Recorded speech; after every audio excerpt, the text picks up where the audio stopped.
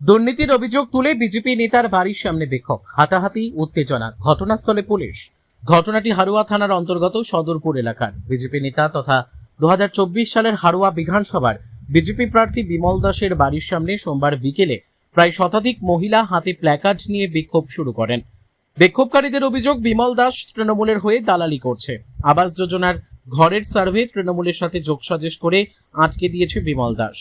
বিক্ষোভকারীদের মধ্যে একজন বিজেপি নেত্রী লতা মণ্ডলের দাবি, প্রতিবাদ করতে গেলে বিমল দাসের বাড়ির লোকজন তাদের মারধর করেন। পাল্টা বিজেপি নেতা বিমল দাসের অভিযোগ, তাকে মেরে মাথা ফাটিয়ে দেওয়া হয়েছে। এই মুহূর্তে হারোয়া গ্রামীণ হাসপাতালে ভর্তি আছেন। ঘটনায় ব্যাপক উত্তেজনা ছড়িয়ে পড়ে এলাকায়। ঘটনাস্থলে হারোয়া থানার পুলিশ গিয়ে দুজন বিক্ষোভকারীকে আটক করে। বসিরহাট থেকে প্রদীপ সরকারের রিপোর্ট, বিগ নিউজ বাংলা।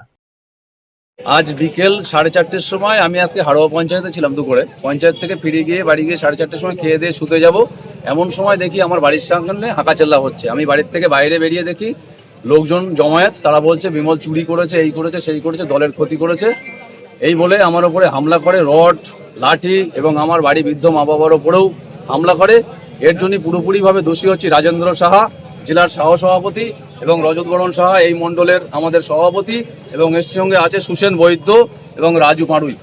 এরা সবাই মিলে লোকজন নিয়ে গিয়ে আমার বাড়ির ওপরে হামলা করেছে। দীর্ঘদিন ধরে হারোয়াতে যে অত্যাচার এরা চালাচ্ছে, এই অত্যাচারকে ঢাকা দেওয়ার জন্য আমার উপরে এই অত্যাচার চালিয়েছে।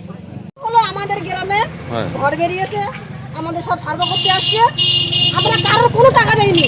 বিমল বলেছে যে ওপর মহলে গিয়ে বলেছে যে সবার কাছ থেকে টাকা নিয়ে ওরা হচ্ছে ঘরে সার্ভ করছে, কিন্তু আমরা কারোর কোনো টাকা দেয়নি। এইবারে আমাদের সার্ভ বন্ধ হয়ে গেছে ওপর থেকে। কে বিমলটা কে? জানি না কৃষি নেতা, বলছে কি নেতা জানো, টিএমসি নেতা বিমল। এইবারে উনি আমাদের গ্রামে সার্ভ বন্ধ হয়ে গেছে। আমাদের নেতা না দালালি। কি নাম আপনার? নাম কি? সারথী। আমরা গিয়েছি যে আপনি এরকম কেন করেছেন। কার কাছে গিয়েছিলেন? আমরা গিয়েছি বিমল দাসের বাড়ি। উনি আমাদের প্রশ্নের উত্তর দেওয়া বাদ দিয়ে আমাদের ধাক্কা দিয়ে সব মেয়ে ছেলেদের ফেলে দিচ্ছে। যখন আমরা দাঁড়াতে যাচ্ছি তো বাড়ির লোক নিজেরাই মারপিট করছে, আমাদের বলছে আমরা মেরেছি উনারে। কি অভিযোগটা কি আপনাদের? ওই আমাদের হচ্ছে ঘরে ও কাটমানি নিয়েছে, সেই অভিযোগ আছে। আর দ্বিতীয় নাম্বার, ও হচ্ছে টিএমসি দালাল। দালালগিরি না করলে, আমার পারমিশন না নিয়ে আমার পার্টি ও মিটিং কি করে করে? দুদিন আগে মিটিং হয়ে গেছে। আপনারা কি চাইছেন? আমরা চাইছি সুবিচার চাই, ওরা শাস্তি চাই অবশ্যই। আরে চুল ধরে দেখেন কি করেছে। আমি দুশো সভাপতি। কিসের?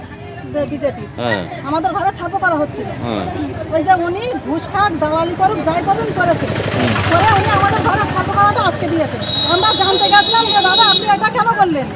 ওনাদের বাড়ির লোক বেরিয়ে আসে আমাদের মারধর করতে আরম্ভ করলো। দেখুন আমরা এতগুলো লোক গেছিলাম, ওরা তো একটা ঘর, আমরা যদি মারতাম ওনারা কি বাঁচতে পারতো না? তাহলে আমরা তো মারিনি। তাহলে উনি একজন বেটা ছেলে, ওনার বাড়ির লোক যখন আমার এসে ধরেছে, উনিও ওনার থাকানো উচিত ছিল। আপনারা কি চাইছেন? আপনাদের মারধর করেছে? কি নাম আপনার? আমার লতা মণ্ডল। হ্যালো।